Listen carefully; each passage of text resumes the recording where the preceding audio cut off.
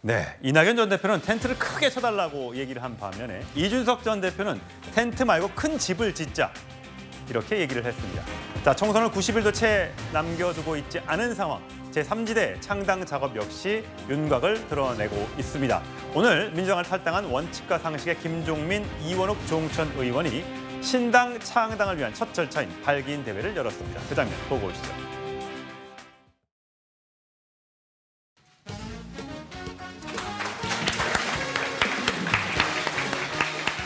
함께 미래요.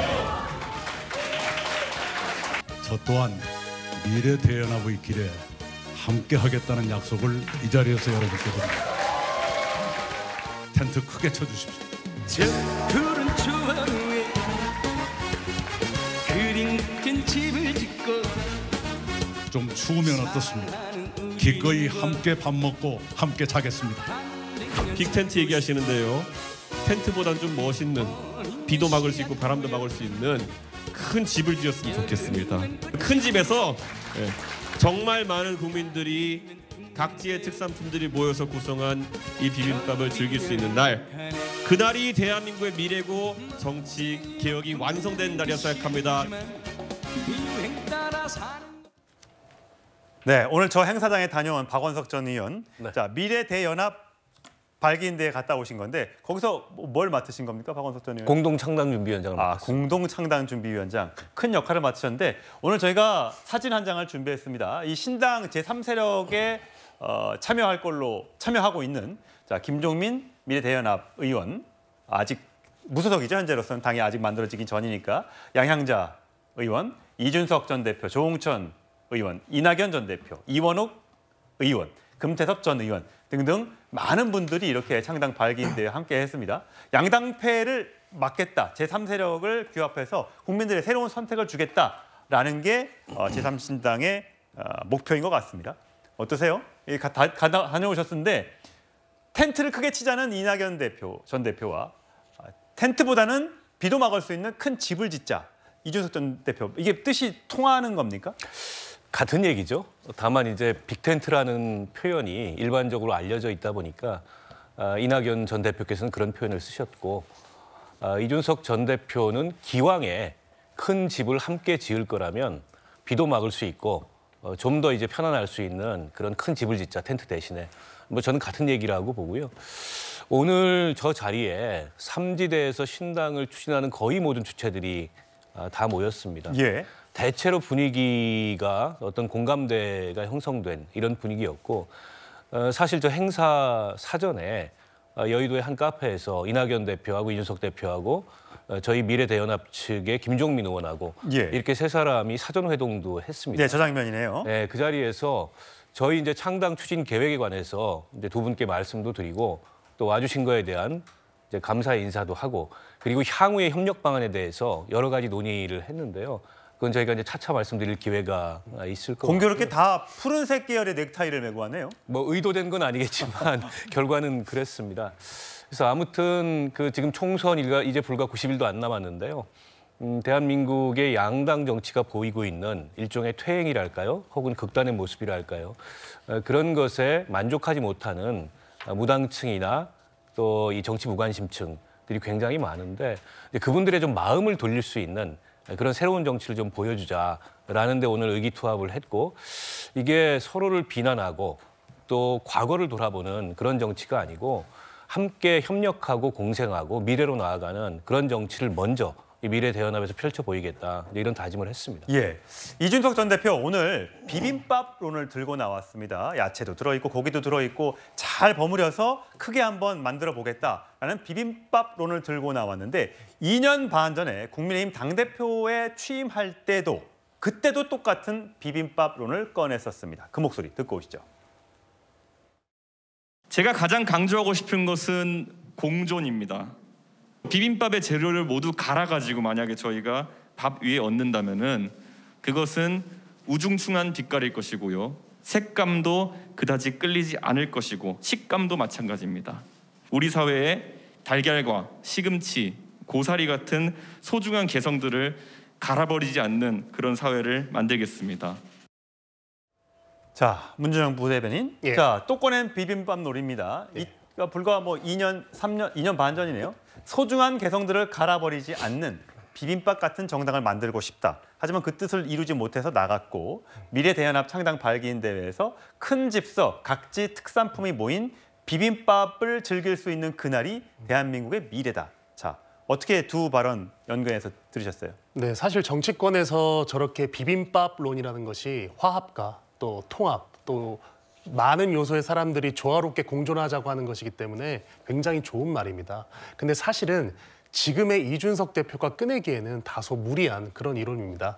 저희 당에서 나갈 때 이준석 대표가 했었던 그 수많은 조롱, 그리고 최근에 있었던 연장자에 대한 욕설 논란, 이런 것들만 보더라도 정치인 이전에 어떤 기본적인 인성이 안 됐다라는 비판도 당 내에서는 꽤 있었습니다. 그럼에도 불구하고 이준석 대표가 제3지대를 선언하고 나갔으면 열심히 개혁적으로 많은 사람들이 가지고 있는 양극단 정치의 폐해를 막기 위해서 좋은 정치를 하면 되는데 나가서마저도 한동훈 위원장한테 지속적으로 근거 없는 비판을 계속 이어오고 있거든요. 예를 들어 얼마 전에 한동훈 위원장이 부산에 가서 아주 좋은 취지로 1992라는 숫자가 그려져 있는 맨투맨을 입고 행사에 참석했는데 예.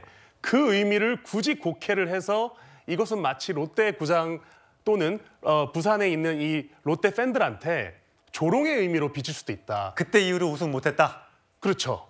그러니까 이건 누가 봐도 상식적이지 않은 것이거든요. 왜냐하면 미국이든 한국이든 어떤 스포츠팀이 우승해서 그 우승한 연도를 기리기 위해서 그 옷을 패션화시켜서 예. 상품하고 이러는 것은 어떻게 보면 글로벌적으로 되게 통용되고 있는 그런 행위인데 이것마저도 받아들이지 못하고 사사건건 한동훈 위원장한테 시비를 거는 모습은 비빔밥이 아니고 어떻게 보면 따로 국밥에 가까운 그런 정치에 가깝다 이렇게 생각합니다. 예, 따로 국밥이라고 평을 해주셨는데 그러면서 이준석 전 대표 큰 집을 짓자곤 했습니다만 너무 급하게 가면 이게 죽이 되지 비빔밥이 안 된다라고 얘기했습니다. 최성현 평론가 보시기에는 그러니까 지금 보면 각각의 그 3당 세력들이 있지 않습니까? 한꺼번에 바로 지금 모아가지고 한 당으로 만드는 게 아니라 각자 가서 따로 가다가 나중에 크게 뭉치자 이 뜻인가요? 지금 너무 급하게 뭉치면 죽도 밥도 안 된다 할 때 그 죽이 좀 생각이 나는데 맞을 거예요? 그렇습니다. 지금 정확하게 아마 앵커께서 지적하신 것 같은데 저도 그런 맥락으로 들린 게 뭐냐면 지금 각 당이 창당도 아직 안 했잖아요. 제각각. 지금 그래서 이제 뭐 각자 정당에서 지금 창준위원장들이 이렇게 다 별도로 있는데 이런 상황에서 벌써부터 연대와 합당을 이야기하는 거는 실질적으로 그것은 이제 말하자면은 표만 우리가 한때 쫓는 그런 이제 말하자면은 기성 정치와 뭐가 다르냐니까 기계적인 합당 말하자면은 이게 묻지마 합당 이런 거는 실질적으로 조화롭게 비벼지는 비빔밥이 아니라 말 그대로 잡탕 정당이 돼버린다 그러면은 정체성도 방향성도 지향점도 없는 그런 정당이 되고 오직 제3지대라는 빅텐트 하나에 모여가지고 우리가 기호 3번 할 테니 찍어주십시오라고 하는 그건 구태정치와 기득권 정당과 우리가 결별하는 것도 아니다. 아마 이런 생각을 하는 것 같아요. 그렇지만 또 여기서 중요한 거는 시간은 또 그렇게 많지 않다는 거예요. 그러면 자 우리가 언제 대들보 놓고 상향식하고 집 짓고 건축 올리고 이게 다 하다 보면 총선은 지금 얼마 남지 않았습니다. 그러다 보니까 아마 시간과 지금 현실이라는 여러 가지 제약 조건이 지금 맞물리는 것 같은데 전 이런 것 같아요. 그러니까 우리가 뭐 남북이라든가 통일이라든가 이런 거대 담론으로 뭉치지 말고 실질적으로 민생의 아젠다 전략들, 국민들이 필요하고 바로 소구할 수 있는 것들을 쌀람식으로 딱딱 잘라서 여기에 동의하면 우리가 모여서 가자. 그래서 조홍천 의원이 미니벌리즘이라는 얘기를 한 것 같아요. 그러니까 99개가 달라도 하나만 같으면 우리가 다시 동질성 있는 그런 사람이라고 생각하고 가자라고 한 것이 지금 속도와 방향 이 모든 것들의 조율점들을 어떻게 할 것인가가 낙준연대니 무슨 연대니 하는 그런 것보다도 더 중요한 과제다. 아마 우회적으로 이준석 대표가 표현한 것 같습니다. 예, 한동훈 위원장한테도 오늘 기자들이 물어봤습니다. 오늘 제3지대 신당 뜬 거 봤냐? 거기에 대한 답은 이렇게 돌아왔습니다. 오늘 이준석, 이낙연 전 대표들이 3지대 회동을 했는데 3지대 회동을 하면서 하는 걸 몰랐네요, 제가. 국민의힘 지지가 좀 약화되는 거 아니냐 이런 우려도 있는데 여기에 대해서 그렇게 생각하지 않는 분이 더 많을 것 같은데요? 자, 김두수 평론가님. 아까도 한동훈 장관이 뭐 하나 1992 셔츠의 생각을 날짜를 헷갈렸다고 하셨는데 마침 또 비슷한 질문을 또 하게 됐는데 자, 국민의힘의 제3당의 출연이 이익이 될까 도움이 될까 안 될까에 대해서 국민의 지지 기반은 우려되지 않을 것이다라고 얘기했어요. 어떻게 들으셨어요? 일단 뭐 한동훈 비대위원장 입장에서는 부정하고 싶겠죠. 따로 국밥처럼 내버렸고 전 대표이고 이준석이라고 하는 사람이 보수를 일단 혁신하겠다. 즉 좀 중도적 보수에서 좀 합리 중도로 이동하는 어떤 포지션을 장악하고 있기 때문에 국민의힘 입장에서는 뭐 손해가 아닐 수가 없죠. 그럼 이제 만약에 지금 선거라든지 이런 제도가 소선거구제라고 하는 이것이 강박하는 1, 2당 중심에 치러지는 이 선거에서 만약 이게 계속 뭐 선거법까지 바꾸어 가지고 그쪽으로 더 강화된다면 삼지대로 나머지 이렇게 지금 준비하는 사람들이 빅텐트로 다 모일 수밖에 없습니다. 그런 차원에서 보면 다시 한번 1+1이 3이 되기도 하고 뭐 다시 1.5가 되기도 하는데 여기에서 어떤 지도력을 발휘하느냐. 그러니까 각 정당들이 상대를 너무 미워하다 보니까 이 상대를 미워하는 감정 속에서 자기의 지도자 중심으로 뭉치다 보니까 이게 사당화가 되고 이 사당화 현상이 생기니까 그 당 내에서도 대결적 정치가 이루어집니다. 양당 간의 대결이 아니라 그 당 내에도. 그래서 지금 여야 모두가 거대 정당 내부에서 전쟁을 치르고 있는 상황이고 이 부분에 대해서 이것을 비판하기 위해서 나오는 제3지대는 어떤 식으로 우리가 모여서 국민들이 생각하는 뭐 비전, 가치, 정책 이런 부분이 중요하지만 소선거구 하에서는 그거보다는 어쨌든 세력을 형성하는 게 또 중요하거든요. 예. 그래서 1차적으로는 모일 수밖에 없을 것이다 이렇게 생각합니다. 예, 민주당과 국민의힘 두 양 거대 정당이 자 이번 공천을 어떻게 하는지에 따라서 제3지대 규모가 판가름 날 걸로 보입니다. 자 과거에 그러면 제3지대에 있었던 당들은 어떤 결과를 얻은 제가 표로 좀 준비를 해봤습니다. 사진과 함께요. 자 96년 15대 총선 때 자민련 김종필 총재가 주도하는 자민련이 무려 50석을 가져갔던 적이 있고요. 자, 2008년엔 18대 총선 친박연대가 뜨면서 한나라당 공천 탈락한 친박계가 주도해서 14석을 가져갔습니다.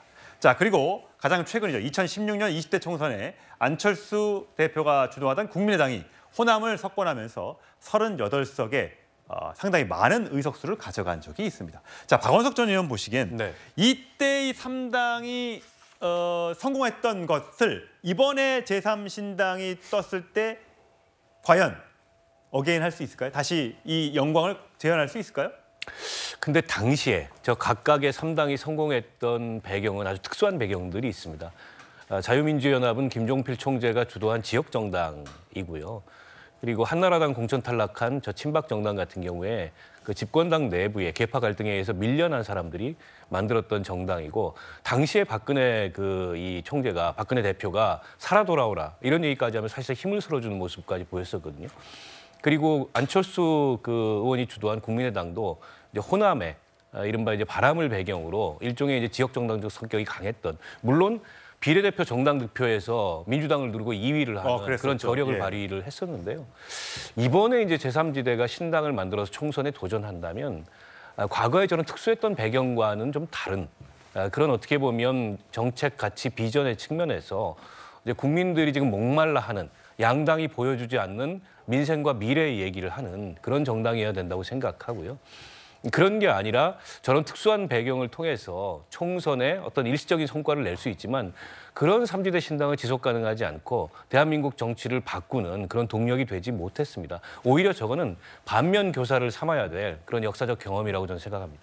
예, 문주영 부대변인 보시기에는 예. 어쨌든 이게 어떤 정강이나 이념 뭐 이런 것들이 한꺼번에 모아지기보다는 선거를 앞두고 이제 모아지는 대연합 이런 느낌의 성격이 현재로서는 강한데 예. 자 지금 뭐 미래대연합 일부에서는 이낙연 전 대표는 뒤로 좀 빠져 계셔라. 이선 후퇴론을 주장하는 얘기도 나온다고 하고요. 또 이제 앞으로 당이 합쳐지면 이거 비례대표는 또 어떻게 순번을 정할 것이며 여러 가지 문제가 걸려 있기 때문에 이 당이 과연 순항할 수 있겠느냐라는 우려를 하는데 어떻게 생각하세요? 순항하기 힘들 확률이 높습니다. 왜 그러냐면 지금 총선이 이제 90일도 안 남은 시점에서 어떻게 보면은 안 좋게 표현한다면 이합집산하는 그런 측면이 분명히 있습니다. 하지만 그럼에도 불구하고 신당이라고 하는 그 강력한 플랫폼을 통해서 정책, 가치, 비전에서 국민들한테 혁신과 새로움을 줄 수 있으면 되는데 지금 논의되고 있는 이 제3당 관련해서 가장 하나 놓치고 있는 부분은 이때까지 전혀 다른 노선을 가던 정치 그룹들이 고작 90일을 남겨두고 이제 와서 다 같이 하면 새로운 정치를 할 수 있다.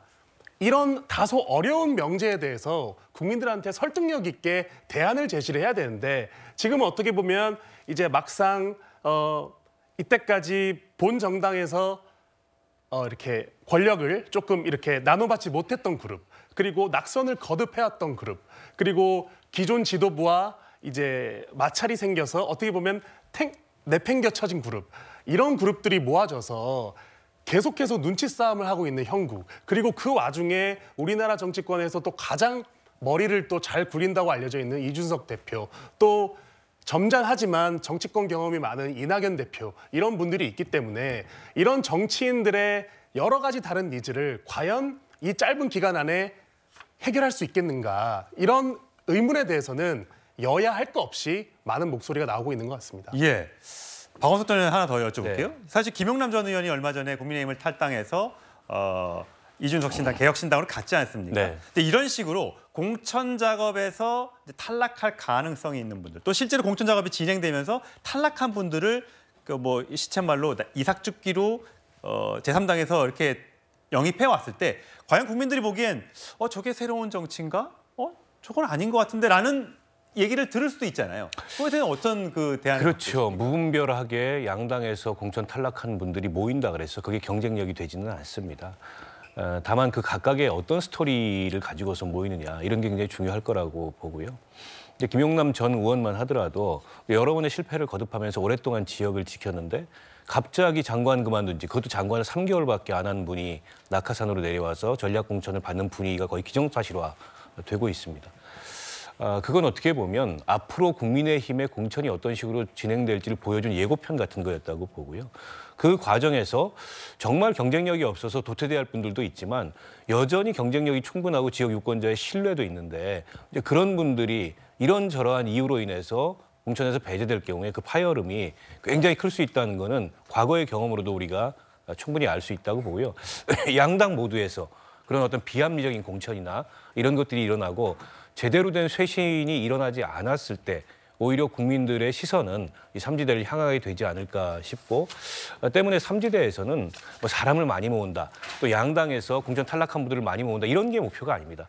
어떤 가치 비전으로 이번 총선에서 유권자들을 설득할 건가에 초점이 맞춰져 있고, 그걸 가지고 조만간 신당을 준비하고 있는 다양한 세력들이 모여서 한자리에서 공개적으로 토론하고 국민들에게 약속하는 그런 자리가 예정될 거라고 생각하고 있습니다. 예, 자 총선 점점 흥미진진해지고 있는데 저희가 계속해서 추적해서 보도해 드리도록 하겠습니다.